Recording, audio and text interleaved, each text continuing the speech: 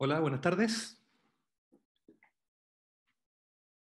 Mi nombre es Boris Hersic, yo soy abogado, soy jefe de estudio regional de la Defensoría Penal Pública de la región de los Lagos.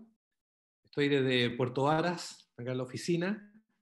Queremos darle la bienvenida a este taller que se llama Cómo incorporar la perspectiva de género en la creación o mejoramiento de un servicio. Quiero presentarles a quienes nos van a acompañar en este taller que ha sido muy interesante. En primer término, tenemos a Clarisa Reinhardt. Ella es del Ministerio de la Mujer y Equidad de Género. Nos va a entregar el enfoque respecto de estas ideas innovadoras en la creación de un servicio desde la perspectiva de género. También tenemos a Claudia Urrejola, que es también del mismo Ministerio de la Mujer y Equidad de Género, que nos va a dar lo operativo bien de estas ideas innovadoras. Por cierto, también tenemos a doña Catalina Gutiérrez, a quien agradecemos que ella es consultora del Laboratorio del Gobierno y nos va a expresar toda su experiencia en estas ideas, en este nuevo paradigma. También saludamos a mi compañera Carolina Castillo, que somos del curso del taller de innovadores de este año, que va a ser también nuestra co-facilitadora y también va a ayudarnos para el cronograma y la guía de este taller. Y también saludamos a Miriam, que es nuestra host, que nos va a ayudar desde el punto de vista técnico, tecnológico, en esta herramienta, en esta plataforma. Quiero presentarles el taller que tiene por pregunta el cómo incorporar la perspectiva de género en la creación o mejoramiento de un servicio. Para efectos de este taller vamos a revisar dos herramientas muy concretas que probablemente, no, que de hecho no tienen relación directa con la perspectiva de género, pero que si las ponemos a disposición de un enfoque de género son muy útiles y que de hecho fueron utilizadas en un proyecto de innovación pública durante este año de pandemia que desarrollamos en el Laboratorio de Gobierno con Cernamec, con el Ministerio de la Mujer, con Facebook Latinoamérica, que es el WhatsApp para atención silenciosa de personas que sufren violencia de género o que viven violencia de género más bien. Vamos a ir tomando estas herramientas, tomando una serie de enfoques que nos den cuenta de cómo podemos incorporarlos en sus propios servicios. Acá esta es una invitación a que por favor todas estas herramientas las puedan moldear, modificar, adaptar lo más posible para que sea útil en sus servicios, en sus realidades, en sus comunas. No necesariamente tenemos que aplicarlas tal cual como están. Con esto quiero dar el pase a Clarisa, la experta del Ministerio, para que nos dé un encuadre y un enfoque con respecto a, primero, porque es relevante, supongo que todos acá estamos de acuerdo con eso, por eso estamos todas y todos acá en este taller, pero además cómo poder ir aterrizando un enfoque que muchas veces se queda en el ámbito más bien de las ideas o de los abstractos. Así que Clarisa, por favor, adelante. Hola, muchas gracias. ¿Vamos con la próxima diapositiva? Sí. Para explicarle un poco qué es lo que implica usar una perspectiva de género en las políticas públicas, en los servicios, en los programas, en los proyectos que todos ustedes están haciendo. Yo sé que este es un grupo súper diverso de personas y tal vez ustedes no están diseñando una política pública, pero tal vez la están evaluando, la están implementando, tal vez sí pueden hacer un programa piloto chico o sí están ejecutando ciertas como directrices y en todo eso importa la perspectiva de género. Lo que es usar una perspectiva de género implica reconocer, ¿no es cierto?, que hay relaciones de poder que sean entre los géneros que todavía son asimétricas, ¿ya? Queremos la igualdad, pero todavía no hemos llegado, todavía hay desigualdad, ya hay una relación de poder asimétrica entre hombres y mujeres y todavía es muy desfavorable para las mujeres, ¿ya? Y son discriminatorias. Hay que comprender que estas relaciones no son naturales, sino que son construcciones socioculturales que pueden cambiar, ¿ya? No es que esto sea para siempre, gracias a Dios, ¿ya? Sino que en el fondo esa igualdad a la que aspiramos es una meta, cada vez nos acercamos más a ella, todavía nos falta mucho, pero es una construcción sociocultural que se hace a partir de que un niño, una guagua hombre y una guagua mujer se al tiro, por simple diferencia sexual, la gente y la sociedad se les asigna roles y estereotipos distintos. Eso es lo que queremos en el fondo cuestionar para demostrar que tanto hombres y mujeres pueden hacer exactamente las mismas cosas y tienen los mismos derechos y las mismas oportunidades. Hay que entender que las relaciones de género y de subordinación que todavía hay, también influyen otras características sociales, como la clase social, la etnia, la edad, la preferencia sexual, la orientación y identidad sexual, la religión, entre otras características, por ejemplo, también discapacidad. Entonces, no solo tenemos que tener como un lente de género al analizar las políticas públicas o programas o servicios o proyectos, sino que también un lente que diga, no siempre es lo mismo, por ejemplo, una mujer súper educada de clase blanca sin etnia, que una mujer, por ejemplo, muy joven o muy vieja también, o de edad mayor, indígena, por ejemplo, y de clase baja, porque ella está mucho más propensa a más discriminaciones, no solo la discriminación que se le puede dar por género, sino también una discriminación que pueden hacer del cruce del género con nuestras otras características sociales.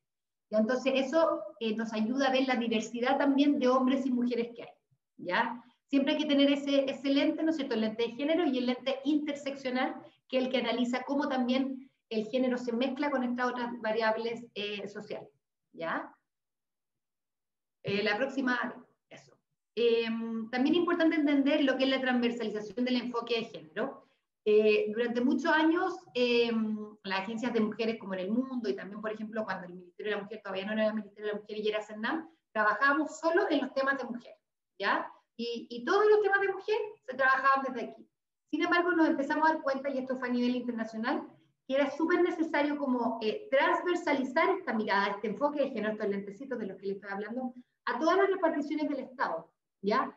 Porque, por ejemplo, efectivamente, si Hacienda está haciendo una política pública de trabajo, ¿ya? O económica, es importante también que hagan análisis de género, ¿ya?, de esas políticas públicas, porque pueden ser muy perjudiciales o no para hombres y mujeres.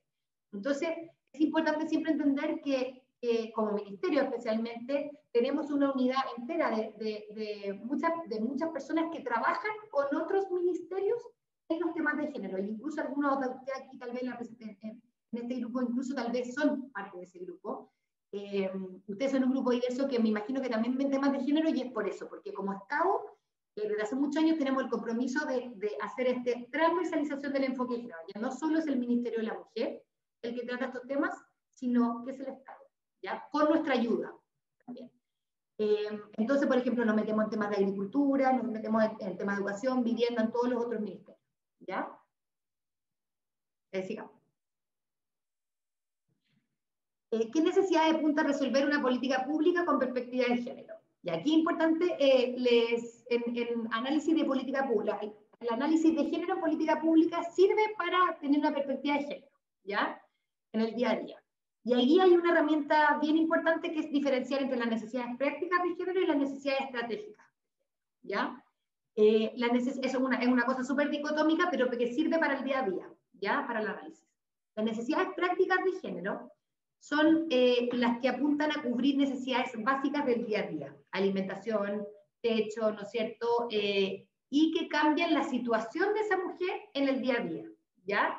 Pero las necesidades estratégicas son una cosa de más largo plazo, ¿ya? Y que apuntan, por ejemplo, a terminar con la división sexual del trabajo, a empoderar a la mujer y darle autonomía económica, a que ojalá pueda a empoderarla políticamente, y me refiero políticamente no solo como la política, sino que empoderarla políticamente en que ocupe puestos de decisión importantes en el ámbito público, privado, o también en todas las organizaciones vecinales o gremiales. Y también, por ejemplo, al fin de la violencia contra la mujer. Ya, son más a largo plazo y son más estratégicas. Porque ¿qué es lo que pasa con esa estrategia? Es que cambiamos la posición de la mujer en la sociedad.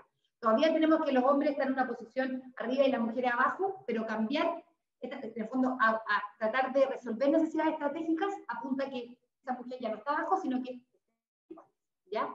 Entonces sirve diferenciar entre necesidades prácticas, que son del día a día, y que necesitan ser resueltas, pero que no necesariamente a veces las políticas públicas están enfocadas en también atender a necesidades estratégicas, ¿ya? Entonces siempre es importante que tengamos como la estrategia de decir, necesitamos la división sexual del trabajo, el fin de la división sexual del trabajo, necesitamos más corresponsabilidad, necesitamos autonomía económica, necesitamos el fin a la violencia a la mujer, ¿ya? Y necesitamos más mujeres en puestos de decisión, ¿ya? Entonces esas son las necesidades estratégicas, por eso sirve diferenciar.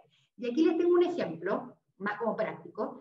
Este es un carro solo para mujeres, como se darán cuenta ahí, de algún país asiático, ¿ya? Ese carro efectivamente resuelve la necesidad práctica del día a día de las mujeres de no ser acosadas, porque esas mujeres en ese país lo más probable es que vivan, hayan tenido que hacer esa política pública de las autoridades, porque el nivel de acoso en el metro o en el transporte público, por tanto decidieron entonces hacer un carro solo para mujeres. Eso efectivamente resuelve la necesidad práctica del día a día. No quieren sufrir violencia, no quieren sufrir acoso. Sin embargo, podemos cuestionarnos si es que solo haciendo eso se resuelve la necesidad estratégica, porque lo que pasa es que a largo plazo, si una mujer se mete al carro mixto y no hay una campaña cultural que acompañe esto, una campaña, por ejemplo, comunicacional defina el acoso, los hombres entienden que si que no te metiste al de puras mujeres es porque te pueden prestar para que abusen de ti. Entonces, no estoy diciendo que no hay que hacer este tipo de políticas públicas, en ciertos países es necesario para responder a la necesidad práctica del día a día, pero tiene que ir acompañado de un cambio cultural, ¿no es cierto?, una campaña masiva para cambiar la mentalidad de esas personas, de las personas que abusan, ¿ya? Por tanto, para que ojalá se pueda eliminar ese carro y a la larga todos puedan compartir los carros, sin acoso. Entonces, eso es una política práctica en el fondo, pero que no necesariamente es estratégica, ¿ya? Porque no cambia nada, así que, o sea, en el fondo no estamos asegurando que las mujeres puedan vivir una vida libre de acoso y violencia después, ¿ya? Y aquí también les quiero como mostrar 5 tipos de políticas públicas que tienden a darse, ¿ya? Y cuál es el enfoque de género que tienen, ¿ya? Y si se explican aquí hay como que suben, ¿ya? O sea, las políticas de género transformativas son las mejores, ¿ya? Están primero que nada en el lado más negativo las políticas de género negativas, que efectivamente, o sea, van en desmedro, la mayoría de las veces, de la mujer, ¿ya? Por ejemplo, aquí está el ejemplo de la prohibición a votar. En el pasado, ¿no es cierto?, en Chile, bueno, y en la mayoría de las partes del mundo, las mujeres no podían votar. Esa es una política de género negativa, ¿ya? La prohibición de manejar, por ejemplo, que según yo ya en ningún país del mundo ya está, pero hasta según parte de Arabia Saudita todavía les prohibía a las mujeres votar, ¿ya?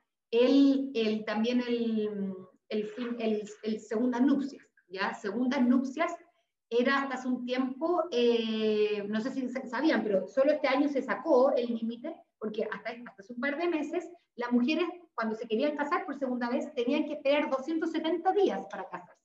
Sin embargo, el hombre no tenía que esperar ni un día, podía casarse al día siguiente que le salía el divorcio. Eso es una discriminación arbitraria y es una política de género negativa que logramos sacar ya recientemente, porque en el fondo necesitamos igualdad de género en la ley, ¿ya?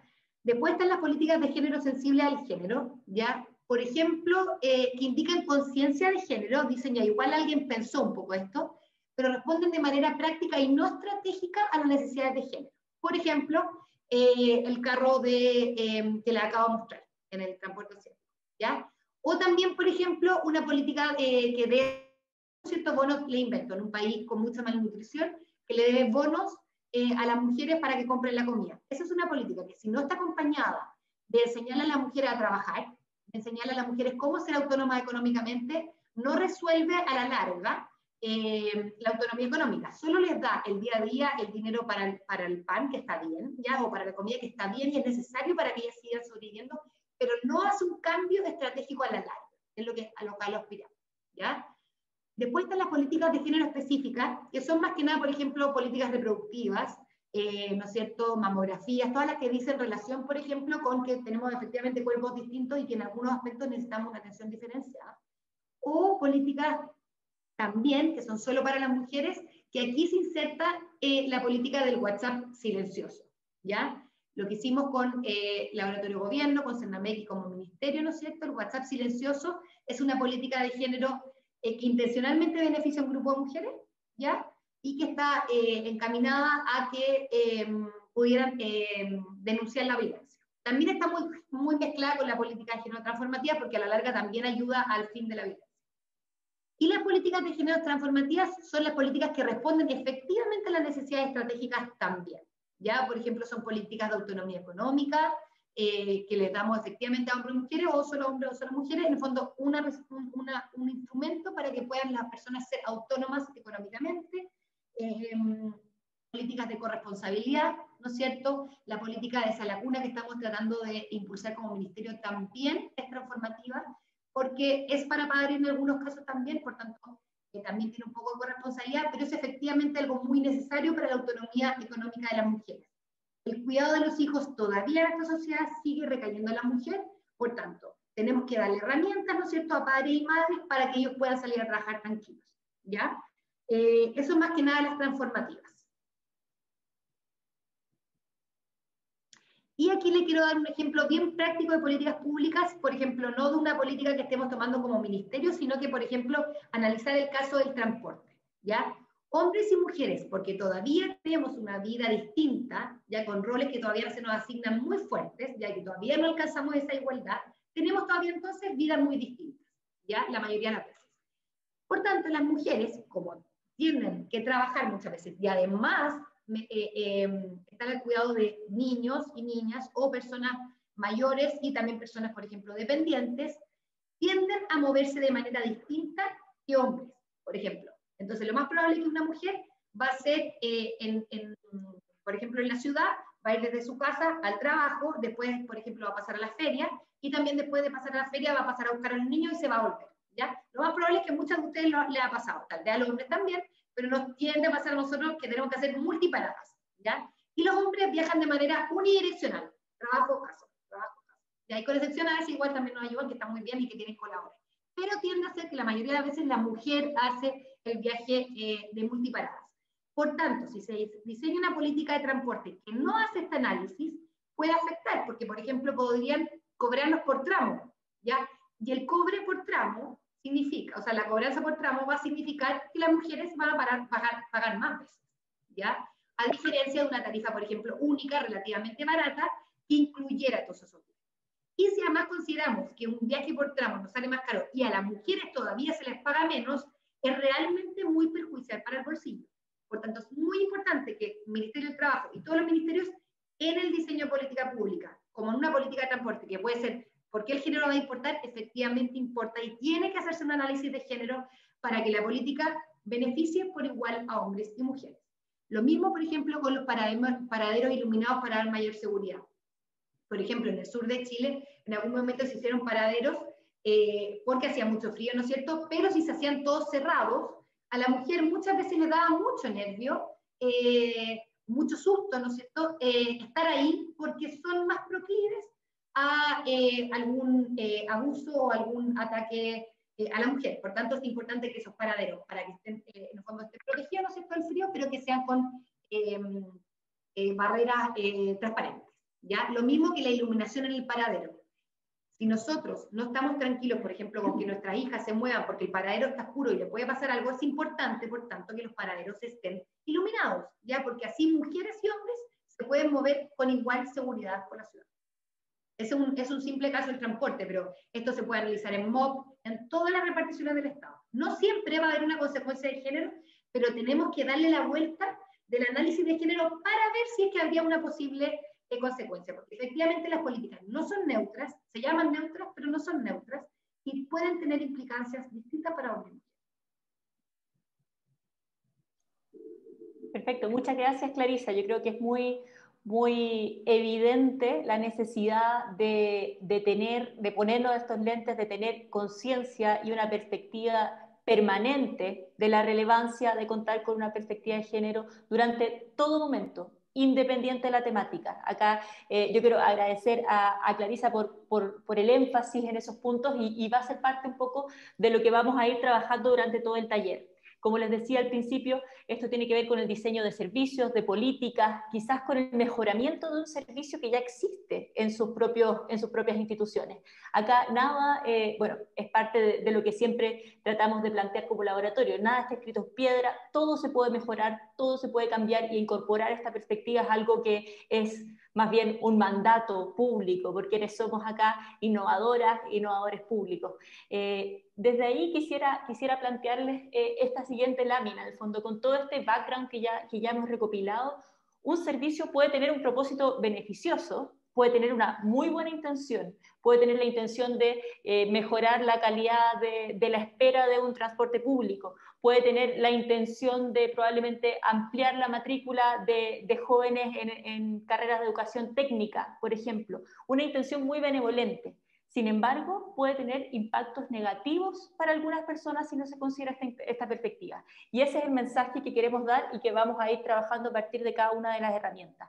Acá no vale, no tiene que ver solamente con la intención, tiene que ver con ser consciente y hacer un análisis técnico riguroso que, a partir de las herramientas que vamos a plantear, para poder tener una experiencia con un impacto, de un servicio con un impacto positivo. ¿Por qué? Porque no sé si ustedes, y acá les quiero plantear la pregunta, activemos el chat de Zoom, por favor, hagamos de esto un taller colaborativo entre todos. ¿Conoce a alguien de ustedes una experiencia de servicio con un impacto contrapuesto en cuanto al enfoque de género, que quizás no lo pensó porque era neutral, como decía la Clarisa, que quizás no estaba en este continuo, estaba en las primeras partes de este continuo, y que probablemente tuvo un impacto distinto al esperado? ¿Por qué? Simplemente por no haberse puesto estos lentes desde la perspectiva de género en el diseño, en su implementación, en su evaluación. Acá abro la palabra al chat, y mientras tanto quería contarles se compartirá la presentación. Eva, todo esto van a tener ustedes acceso tanto a la presentación como a las herramientas. Quería compartirles un caso de una política que tuvimos la oportunidad de revisar en algún momento como laboratorio, que tenía que ver con la promoción del acceso de jóvenes, mujeres y niñas también a la educación técnico-profesional de nivel medio, es decir, el tercero y cuarto medio, cuando uno elige entre científico humanista y técnico profesional.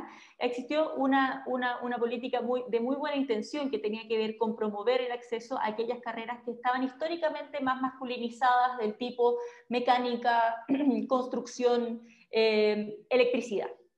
¿Y qué sucede? Que cuando hacemos algo desde una buena intención, pero no tenemos en consideración todos los elementos que rodean esta experiencia educativa, por ejemplo, podíamos ver que ciertas jóvenes tenían una experiencia bastante menos satisfactoria de lo que se esperaba, porque estaban en un entorno muy masculinizado, porque el acceso y promover el acceso no era suficiente en términos de poder empatizar con esas experiencias, de saber que si soy una sola chica dentro de un curso de 40 varones en el curso de mecánica, probablemente no va a ser fácil esa interacción a la primera.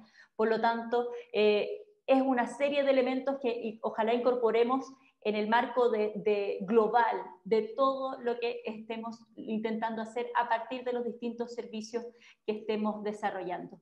Te pido, Miriam, por favor, bueno, Rosana nos señala aquí, saluda un ejemplo claro de discriminación por sexo, en que la ley no solo considera el enfoque de equidad de género, sino que legaliza la discriminación hacia las mujeres. Eso es un punto clave, en el fondo. Acá existen, como mencionaba Clarisa en un inicio desde el Ministerio, una serie de brechas e inequidades sistemáticas e históricas en relación al género, no solo desde la perspectiva binaria de hombres y mujeres, sino también desde quienes se identifican en el amplio espectro existente de identidades de género. Fran Cortés también, como Estado no hacemos algo tan simple como preguntar el nombre social de las personas. Exactamente, todos están conectados al chat, ¿verdad? Solo el nombre jurídico, generando una barrera en el acceso no menor y discriminatorio desde la entrada. Absolutamente cierto. Esperamos que las herramientas que vamos a plantear ahora en este taller y que fueron aplicadas en un caso real y concreto, podamos adoptarlas para que este tipo de situaciones vayan progresivamente cambiando, y como innovadoras también, innovadores, pongamos nuestro grano de arena y aportemos a que la situación sea diferente. Por favor, acá les quiero mostrar dos herramientas que vamos a ver en el contexto de este taller. La primera se llama Mapa de Empatía, que es una herramienta que está ubicada quizás en la primera fase del proceso de investigación, donde estamos segmentando y entendiendo en profundidad y empatizando con esas necesidades para poder entender bien el problema y desde ahí generar una solución o una mejora o una solución nueva a un problema que aqueja a algún segmento o algún perfil en particular. Y la otra es un diseño de interacciones. lo vamos a ir viendo porque hasta ahora opera como muy abstracto, pero esto es muy, muy concreto. Y cuando se desarrolla en la segunda fase de la investigación, cuando ya estamos creando la mejora o cuando ya estamos creando este servicio nuevo, y qué es lo que hacemos, empezar a ubicar todo lo que entendimos de este proceso de empatía en un producto, en un servicio, en una interacción que es diferente y que incorpora todos los aprendizajes de la empatía anterior. El mapa de empatía es la herramienta 1. Este es una herramienta muy simple. De hecho, no proviene del enfoque de género. Incluso podríamos decir que proviene del marketing. Pero, como toda herramienta, si uno la usa bien y si la usa con un buen foco, con una perspectiva, es profundamente útil. Acá cuando hablamos de un martillo puede no servir para muchas cosas, pero si lo ocupa como se debe, para lo que se debe, es muy, muy pertinente. ¿Y qué es lo que nos permite un mapa de empatía? Poner a las personas al centro del diseño, al centro. Eso es un cliché muy clásico que en el laboratorio aparecen todas las fotos, todos los memes que podrán ver en las redes sociales, pero que es clave y es muy, muy importante y no por eso es muy difícil. ¿Qué nos permite? Primero, profundizar en la comprensión del problema. A partir de la fase de investigación, perfilamos necesidades y expectativas concretamente. Acá, para todos a quienes les haya tocado la experiencia de investigar, de conocer, de quizás abordar un problema público desde distintas perspectivas, no importa si es desde un enfoque cualitativo o cuantitativo, un problema. ¿Qué es lo que hace uno ahí? Identificar necesidades y ojalá perfilar. ¿Qué es perfilar? Es entender que mis usuarias y usuarios no son todos iguales. No todos tienen las mismas necesidades, no todos tienen las mismas condiciones. Si nos ponemos el lenguaje de perspectiva de género, como decía Clarisa, esto se combina y se intersecciona, digamos, con distintos clases, etnia, lugar de residencia, etcétera. Son una serie de elementos. Entonces, en la medida que vamos perfilando, vamos a poder profundizar y hacerle un doble clic a una necesidad específica. Y un mapa de empatía, que es lo que nos permite, lo vamos a ir viendo a lo largo del ejemplo, extraer lineamientos clave para el rediseño de un servicio. ¿Podemos continuar, por favor? Este es un mapa de empatía. Quiero que lo miren, lo puedan examinar, que vean la simpleza de la herramienta. No es más que esto, es poner al centro un perfil y decir, yo voy a, por ejemplo, en el caso del Ministerio de Senamec, desarrollar un canal silencioso, porque en un contexto de confinamiento las mujeres no pueden pedir consejería, información, ayuda por teléfono, porque muchas veces conviven con su agresor. Necesita un canal silencioso y voy a quizá enfocarme en personas que tienen acceso a WhatsApp. Por supuesto que este WhatsApp no busca ser transversal a todas las necesidades, a todos los segmentos. Para eso lo que hacemos es combinar distintas estrategias, ¿verdad? Si es una persona joven, si tiene un celular, si no puede hablar, verbalizarlo, digo, en voz alta, dado que convive con su agresor, hay que disponer de un canal silencioso. ¿Y cómo tiene que ser ese canal silencioso? Tiene que considerar estos puntos. ¿Qué piensa o siente esa persona en ese momento? ¿Qué oye? ¿Qué dice y hace? ¿Qué ve en su entorno? Son preguntas que parecen muy sencillas. Claudia después nos va a mostrar cómo esto se aplicó para efectos del proyecto. ¿Cuáles son sus principales miedos u obstáculos? ¿Cuáles son sus deseos? Son preguntas que en nuestro inconsciente, digamos, como servidoras públicas y como servidores públicos, sabemos que siempre estamos un poco sirviendo a la ciudadanía, a la comunidad, a las personas, pero pocas veces nos hacemos estas preguntas cuando estamos haciendo política pública. Nos hacemos las preguntas de cuántos son, dónde viven, solucionamos muchos temas estadísticos, muy relevantes, por cierto, cuando queremos establecer ciertos órdenes de magnitud de nuestros servicios, pero ¿empatizamos realmente con esa situación? ¿Empatizamos con esas mujeres que están en este carro del metro? ¿Sabemos qué sienten cuando están ahí? ¿Qué ven? ¿Qué piensan? ¿Qué hacen? ¿Cuáles son sus miedos? ¿Cuáles son sus deseos? Estos son los que nos permiten crear un servicio nuevo, pertinente y adecuado a esos elementos, a los elementos de la usuaria, no a mi presupuesto, a mis barreras administrativas. Esta es la perspectiva de género aplicada a un caso a partir de esta herramienta. Entonces, Claudia, quizás tú nos puedes dar luces concretas de cómo operó. Sí, Cata. Hola a todos. Bueno, efectivamente, primero comentarles que hicimos un trabajo de colaboración muy intenso con el equipo del Laboratorio Gobierno.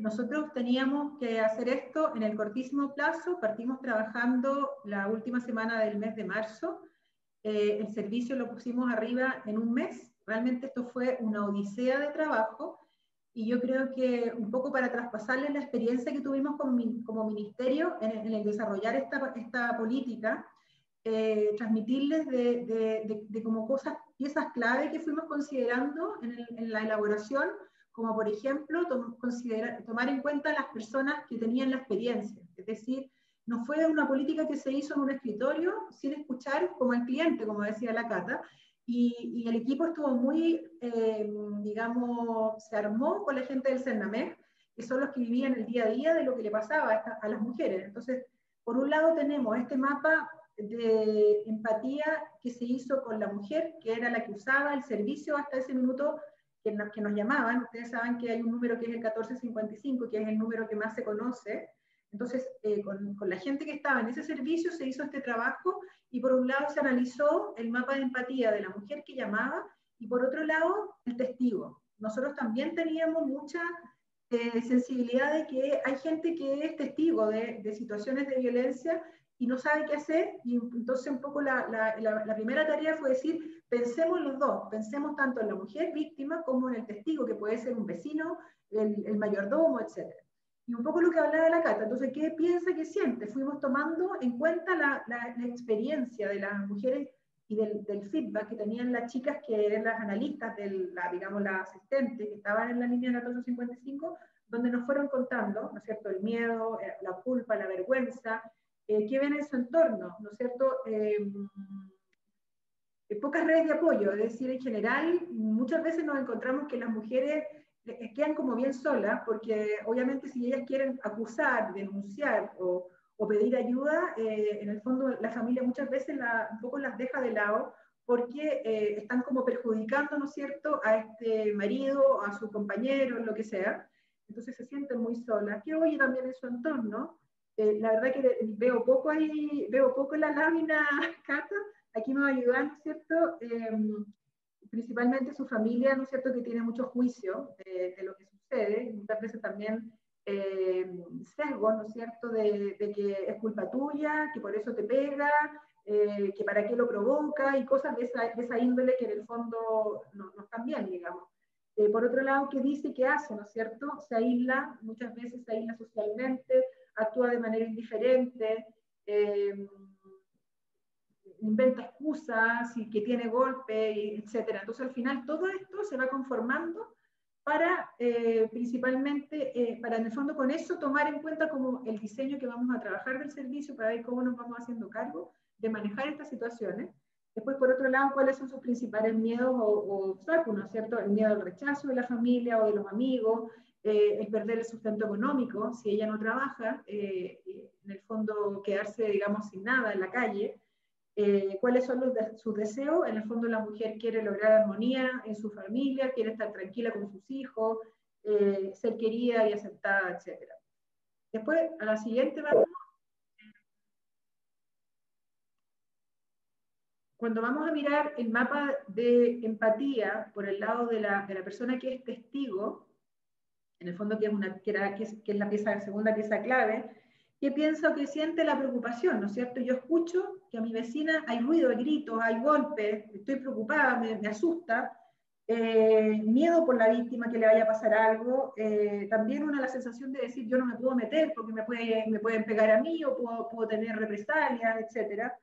¿Qué es lo que ve la persona en el fondo en el entorno? Una persona que está retraída, que está con miedo, que está asustada, ¿no es cierto?, que oye los gritos, ¿no es cierto?, los golpes, las descalificaciones. ¿Y qué dice y qué hace, ¿no es cierto?, el testigo? Es buscar información, ver cómo de alguna manera poder ayudar a esta persona que está pasándolo mal, digamos. ¿Cuáles son sus principales miedos? Finalmente, miedo al agresor, miedo a estas represalias, ¿no es cierto? Y por último, los deseos es estar en un lugar seguro, es decir, tener un ambiente seguro. Hemos visto de repente en la televisión casos de personas que viven en edificios, departamentos, que han tenido connotación pública y el mayordomo de repente se atreve y cuenta y empiezan algunos vecinos, pero hay mucho miedo de este tema. Entonces, en el fondo, con esos insumos, lo que hace es el modelo, ¿no es cierto?, que trabaja el Laboratorio de Gobierno, y es un modelo que podemos aplicar todos nosotros, al final es diseñar cómo va a ser este nuevo servicio. Vamos a la siguiente. Entiendo ahí, Cata, que tú la vas a comentar, ¿no? Vale. Sí, gracias, Claudia. Ese fue un ejercicio de empatía no menor en términos del poder emocional que implica empatizar con una situación así. Quiero plantearles también ese tema de cómo el ejercicio de empatía es un ejercicio técnico y también un ejercicio bien emocional, y que lo que permite hacer, tal como adelantaba Claudia de manera muy, muy clara, ese mapa de empatía no se queda ahí. Si ese mapa de empatía es una herramienta y un medio para llegar a este output, a estos resultados, que es los lineamientos generados para el diseño de este nuevo canal. En este caso, en el caso de ustedes, los lineamientos para la mejora de un procedimiento, los lineamientos para la creación de un nuevo canal de atención, lo que sea. Pero en el fondo, si nosotros empatizamos y entendemos que la necesidad del secreto, la necesidad del silencio, la necesidad de la del no riesgo de represalia son las claves de este mapa de empatía, entonces podemos definir una serie de lineamientos que calzan con este mapa de empatía. ¿Y qué es más o menos lo que se generó un poco en este servicio? Primero, que tiene que ser silencioso, ya sabíamos por qué, disponible 24/7, evidente, que tenía que ser un número de fácil recordación. Cuando veíamos el mapa de empatía, no vamos a estar con el 4959, está en una situación de estrés absoluto esa persona. Tanto quien está siendo víctima de violencia en ese momento, como quien está siendo testigo de una situación de violencia. Necesitábamos un nombre de fantasía. Como ustedes se darán cuenta, todos los WhatsApp tienen abajo un nombre que uno lo configura con el propio. Ese podría haber sido muy probablemente Servicio Nacional de la Mujer. ¿Y qué sucede si ese celular después es capturado por un agresor y es revisado por un agresor? Necesitábamos un nombre de fantasía, necesitábamos un saludo genérico que no alertara a quien estaba escribiendo. El riesgo ahí de que alguien tome su celular y que un agresor pueda quitárselo y ver con quién está hablando. ¿Y qué pasaba si nosotros decíamos, hola, somos de Cernamec, ¿qué necesitas? Esos son los elementos que provienen de un mapa de empatía, esas claves y lineamientos. Sugerencias de borrar el historial, sugerencias de guardar el contacto con hombres femeninos, un mensaje automático ante la demora de respuesta, porque sabemos que la capacidad de respuesta no es tan alta como quisiéramos en ninguno de los servicios del Estado, y por lo tanto tenemos que dar algún tipo de acompañamiento que nos permita mantener a esa persona ahí. La oportunidad de pedir ayuda y de denuncia es muy escasa. En este tipo de casos lo veíamos en el mapa de empatía. Sugerir compartir las recomendaciones con otras personas. Sabemos que tiene que intentar triangular y reconstruir una red de apoyo. Esos son lineamientos básicos que son el output de un mapa de empatía. Y a modo de síntesis muy claro, cuando sabemos qué hace, qué piensa, qué ve, qué siente, miedos, deseos, generamos lineamientos que son la base para la creación del servicio. Y eso es cuando creamos el servicio, es decir, pasamos a este segundo diamante de trabajo, es cuando nos encontramos con la herramienta 2. Antes quería plantearles una pregunta para el chat del Zoom, me estaba adelantando. ¿En qué contexto o situación específica es posible utilizar esta herramienta de mapa de empatía en su servicio? Nosotros les planteamos que es posible en cualquiera, pero quizás ustedes ya pueden empezar a identificar en qué situaciones, contextos, programas, servicios lo pueden ir aplicando. No sé si alguien me está hablando a mí y está silenciada o... ¿No? Ah, ya, ok. En el chat, por favor, compartamos esos puntos, porque si algún servicio logra identificar la posibilidad de aplicar este mapa de empatía, probablemente va a poder compartir hartos de esos aprendizajes con otras de las personas que estén acá. idea es que puedan compartir sus ideas si tienen dudas también, o también si se les ocurre alguna manera de aplicar estas herramientas, que lo compartamos también ahí en el chat, cosa de que podamos también ahí ir sacando ideas o ir aportando también entre todos alguna solución. Súper. Voy a seguir con la otra herramienta mientras alguien se anima ahí con el mapa de empatía, que es tan simple de aplicar y tan fructífero cuando lo hacemos. La segunda es el diseño de interacciones multicapa, que es diseñar desde una perspectiva multidimensional. Multidimensional incorporando, por ejemplo, tecnología, incorporando, por ejemplo, protocolos, una serie de elementos que hagan que podamos responder a esos cuadrantes del mapa de empatía. Cuando entendemos estos lineamientos, los lineamientos que surgieron del mapa de empatía, por ejemplo, del nombre secreto Liz. Es necesario diseñar y testear un flujo en sus distintas capas. En una interacción participan personas, participan plataformas, participan tecnología, protocolos, como les decía, y construcciones socioculturales, por sobre todas las cosas, que son las construcciones socioculturales que nos mencionaba Clarisa al principio, ¿verdad? Acá persisten una serie de injusticias y desigualdades asociadas, y eso forman parte de una interacción.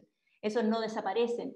Ahí, mientras una persona está pidiendo ayuda porque está en una situación de violencia, no desaparecen todos los prejuicios de soy culpable quizás, de me lo merezco, no desaparecen esos puntos. Eso también lo tenemos que considerar desde el mapa de empatía para entender cuáles son los lineamientos para el desarrollo de ese servicio. Y esta es una versión ajustada de un mapa de servicio que es una herramienta clásica del diseño, pero que si lo vemos con una perspectiva de género cambia bastante cómo funciona. Podemos ver en la siguiente lámina una herramienta, un esqueleto de herramienta. Este puede cambiar, lo pueden modificar cuando ustedes quieran, cuantas veces quieran. ¿Y qué es lo que hacemos ahí? Identificar esa usuaria. ¿Recuerdan cuando poníamos al centro, por ejemplo, a esta mujer joven que estaba en una situación de violencia, o al centro a esta vecina que era testigo de esa situación de violencia? Acá hay una serie de niveles. La primera, que está marcada en morado ahí en esa lámina, es los lineamientos. Recordemos que esos lineamientos provienen del mapa de empatía.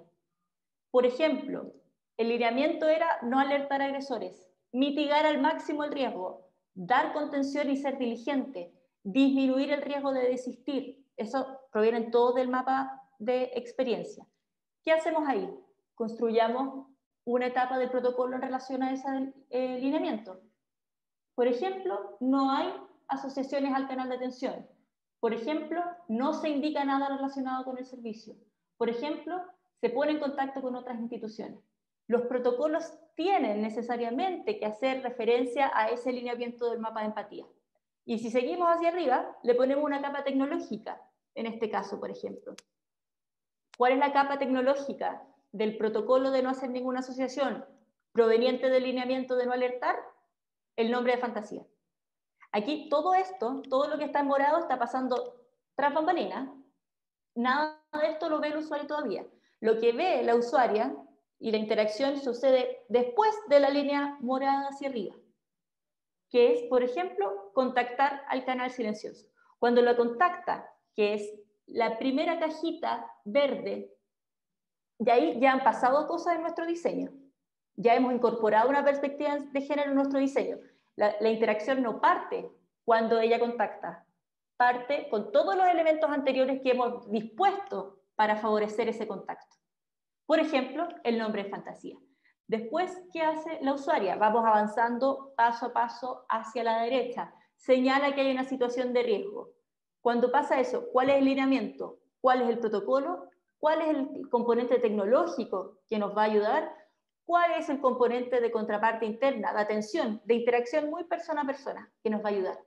Esta es una herramienta que puede parecer muy simple, tal como la anterior, pero que están muy interconectadas y encadenadas para lograr un servicio que en la primera línea de usuario responda a todas esas necesidades más profundas, más densas y más profundas, como decía, de esta usuaria y sus necesidades y expectativas. Esto se puede usar con una perspectiva de género para personas que viven violencia, para, como nos mencionaba antes, creo que la persona que nos señalaba algo con respecto al nombre social, que era Fran Cortés. ¿Hemos hecho alguna vez un mapa de empatía con situaciones para personas que son transgénero? ¿Hemos hecho un mapa de empatía para saber cuál es el procedimiento y el protocolo y los lineamientos y todos los elementos con los que vamos a interactuar con ella o con él? Ese es el punto que queremos relevar en este taller. Traer esta perspectiva de género, ponernos los lentes, ocupar la herramienta y crear o mejorar algo en función de esa empatía que generamos. Quiero culminar con la siguiente lámina, que es un resultado posible. Esto es, aquí ya empiezan a aparecer muchas más cajitas, se ve más complicado, probablemente no se ve tan claro, pero este es el resultado que surgió para el proyecto del WhatsApp. Punto por punto, interacción por interacción, basado en los lineamientos, cómo lo hacemos, cómo va surgiendo, cómo podemos tirarlo a otro canal de atención porque es una situación de emergencia, cómo podemos liberar un cupo de atención para alguien que quizás está haciendo una pitanza. Una serie de elementos. Ahí es como se ve, y cuando tenemos este mapa que da cuenta de flujo, de interacciones, de operaciones, un proceso, eso es algo súper útil para poder después mejorarlo, mover una cajita, testear, probar y dar respuesta a esas expectativas. Con esto quiero dar el pase a Claudia, que nos cuente un poco más de la experiencia. Yo les he contado cómo aplicamos las herramientas para esto, la Clarisa cuál es el enfoque que tenemos que tener, y finalmente Claudia va a cerrar con cómo esto se manifestó y se concretó en la solución de WhatsApp Mujer. Gracias, Cata. Bueno, en general lo que comentaba de cómo se diseñó finalmente todo este programa, fue necesario hacer varios ajustes porque nosotros hoy teníamos una plataforma telefónica. El servicio daba respuesta solamente telefónica, y entonces ahora tuvimos que hacer meter, digamos, toda esta nueva manera de comunicarse a través del chat. Que en definitiva tuvimos ahí que hacer toda una coordinación con la gente de Facebook, ellos son dueños de WhatsApp, adicionalmente con un proveedor que fue el que nos hizo toda la habilitación en la plataforma misma, donde están las chicas, las asistentes que atienden a las mujeres, para poder contestar preguntas, etc. Bueno, y ahí armar toda la parte de los protocolos de atención, definir cuáles respuestas podían darse de manera automática, también enfrentando bastantes paradigmas de que, chuta, ¿cómo le vamos a dar respuesta automática a mujeres que nos piden ayuda? Y en realidad nos dábamos cuenta que había muchas preguntas que eran muy simples, más que nada de orientación.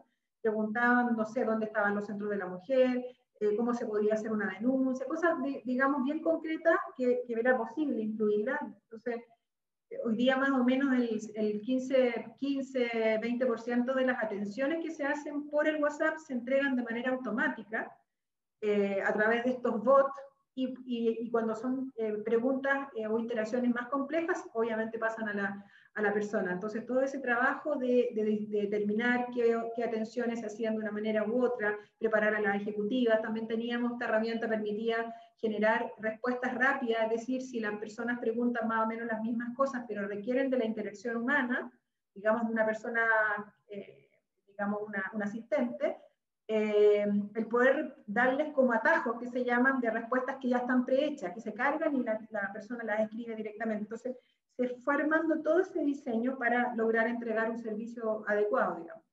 Dale nomás. Y aquí un poco se explica el resumen finalmente del servicio, ¿no es cierto? Un canal de WhatsApp que ustedes ven abajo, el número es un número bien fácil de recordar. Hasta eso fue súper complejo, porque conseguirse un número con la Subtel, no sé qué, no es algo de un día para otro. También, mira, todos corrimos con todas las distintas tareas que teníamos en esta Gantt, pero eso fue también algo muy, muy crítico, que lo logramos. Ahí arribita está el monito que responde las cosas automáticas. También teníamos esta posibilidad ¿no es cierto?, de poder determinar si la pregunta era una pregunta de alto riesgo, pasarla directamente con una persona y no pasarla por filtros. O sea, todo eso se tradujo en un servicio ad hoc a las necesidades de la usuaria o del testigo, dependiendo de lo que nos estábamos encontrando.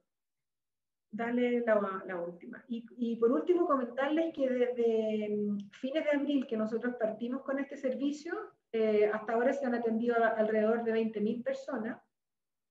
Eso nos da más o menos un promedio como de 3.000 atenciones mensuales. Yo les quiero contar que en el 1455, que es el servicio que existía en el año 2019, antes de la pandemia, este servicio atendía alrededor de 4.000 llamadas al mes. Ahora con este servicio de WhatsApp estamos llegando más o menos a 3.000, entre 2.000 y 3.000 llamadas mensuales. O sea, realmente vino a cubrir una necesidad importante y valiosa que no existía. Nosotros no teníamos un servicio silencioso y efectivamente vino a quedarse. O sea, hoy día si yo miro toda la oferta que tiene, las mujeres pueden ser atendidas por un chat, que también es silencioso, por un WhatsApp o por una llamada telefónica. Al final, hoy día, si miramos solamente cuánto es lo que pesa este canal, un poco más del 21%, ¿no es cierto?, es lo que es la preferencia de las usuarias. Por tanto, también eso nos demuestra que fue efectivo, que resulta, que se quedó, y que además te permite aprender, porque estamos justamente ahora trabajando con el BID, con el Banco Mundial, perdón, para poder hacer un WhatsApp 2.0. Efectivamente, ellos a través de mucha inteligencia y todo nos van a ayudar a meternos, a mirar todas las interacciones que existen. Imagínense todas las cosas que hay en esas 20.000 interacciones para poder seguir mejorando el servicio y entregando un servicio de valor a las usuarias. Eso, Cata. Perfecto, terminamos un poco antes, así que podemos abrir la palabra a preguntas, a comentarios, por favor, todos los que quieran para encontrarnos en este taller. Podemos abrir el micrófono a quien nos señale su intención de comentar. Bueno, yo por mientras quiero darle las gracias a Catalina también por su presentación, las gracias a todas las personas ahí, a Claudia también y Clarisa que expusieron, ¿verdad?, ahí su innovación, todo este proceso que yo creo que es de tremendo valor en estos tiempos que corren. Por ahí yo también tengo mi propia pregunta y es cuántas personas están a cargo más o menos de este WhatsApp. Y también, bueno, obviamente invitamos a que hagan las personas ahí, los participantes, sus consultas por el chat o por vía voz. Claudia, ¿nos puedes contar? Pero tienes que abrir tu micrófono. Ay, perdón. El WhatsApp, en el fondo, como es 24/7, te exige tener turno de día y de noche. Estamos con la dotación completa, son 7 personas, pero en el fondo el turno en el día son 3 personas que están como al unísono, digamos, atendiendo las llamadas. En definitiva, son 7 personas que están y que son capaces ellas de atender alrededor de 300 interacciones diarias. Hoy día tenemos una capacidad de poder recibir más llamadas, más interacciones de las que nos llegan, pero no puedes hacerlo por menos gente, porque si no, no te da el 24/7 que se requiere, digamos, para no interrumpirlo finalmente.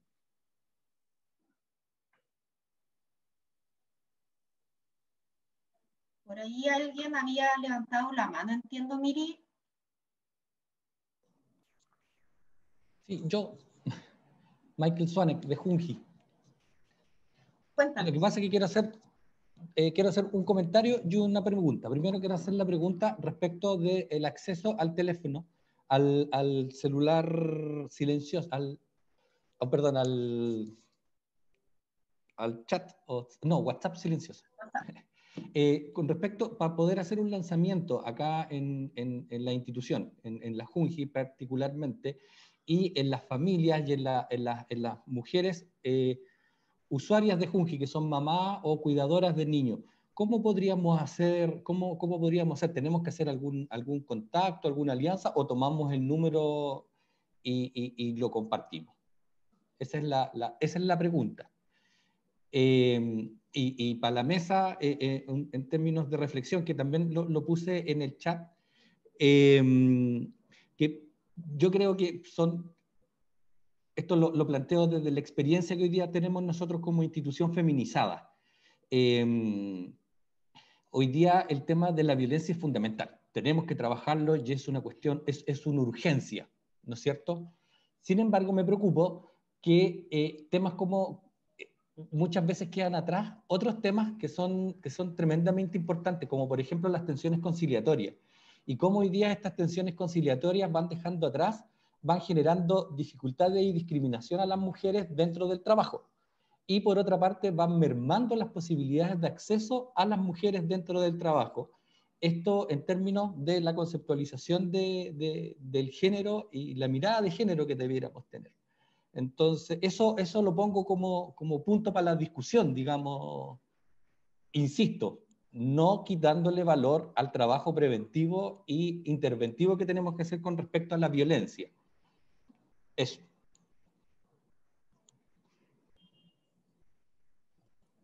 Gracias, Micael, ¿verdad?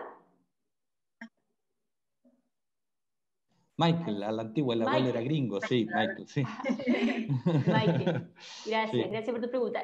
Solo con respecto a la primera, quizás Claudia me confirma, pero efectivamente este número es de libre acceso, es pública, si nos aportan en la publicación y difusión del mismo, mucho mejor, tanto mejor, es parte de los servicios que dispone el Ministerio y Cernamec para estos efectos. Y con respecto al segundo punto, ahí probablemente tiene que ver con esta diferencia que nos hacía Clarisa al principio, entre lo estratégico y lo táctico, ¿verdad?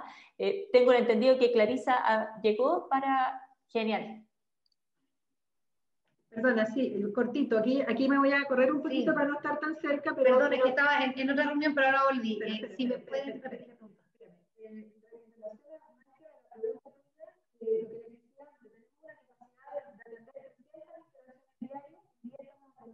Yo también quiero comentarles que nos quedan 3 minutos para terminar esta primera parte del taller, así que para que podamos acotar ahí la respuesta también, Clarisa, por favor. Por favor, repítele la pregunta a Clary, que viene entrando, no escuchó la pregunta. ¿Repito la pregunta?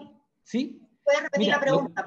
Sí, súper cortito. Mira, lo que pasa es que teniendo en cuenta lo importante o sea, lo relevante que es trabajar el tema de la violencia, y ahí no hay cuestionamiento, lamentablemente quedan en segundo plano temas tan importantes con respecto a la discriminación de las mujeres como son las tensiones conciliatorias.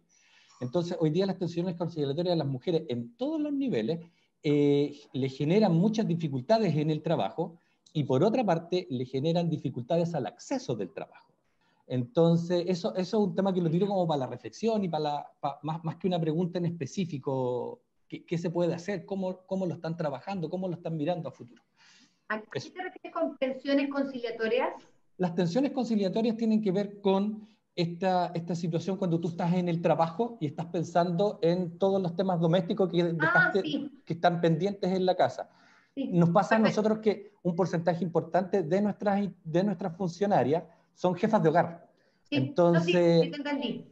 Por ejemplo. En ese sentido, nosotros como ministerio hemos tratado mucho de impulsar la corresponsabilidad. Efectivamente, las mujeres todavía sufrimos una doble jornada laboral, que es cuando trabajamos remunerados, ¿no es cierto?, durante el día, pero a veces llegamos a un segundo turno laboral no remunerado y a veces incluso se le llama un tercero, ¿ya? Eso es porque no estamos compartiendo como sociedad ese segundo turno laboral. Eso no le corresponde solo a las mujeres, le corresponde a hombres y mujeres. Y no te estoy hablando de solo una pareja, ¿no es cierto? Porque no todas las personas viven en pareja, sino que es que en ese hogar, hombres y mujeres, sea el hijo mayor, por ejemplo, sea el hermano de la señora, sea el papá, ¿ya? O sea su pareja, compartan.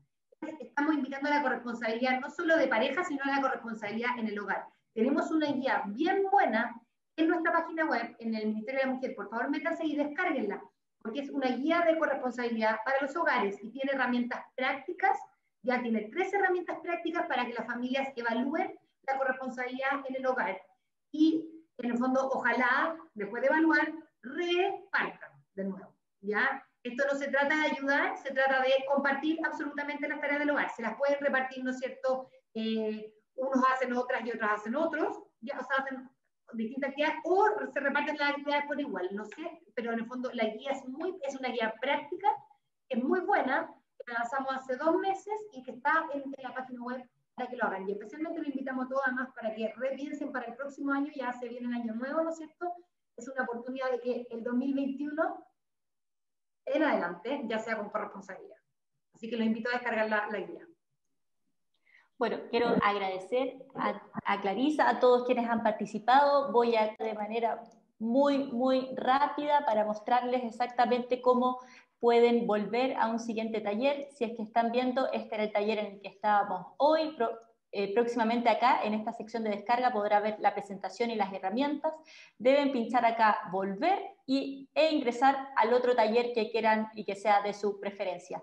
Agradezco mucho su participación. Los otros talleres parten en unos 7 minutitos más, así que pueden cambiar. Quienes acaban de llegar a la segunda ronda de este taller, vamos a partir en 7 minutos también. Muchas gracias.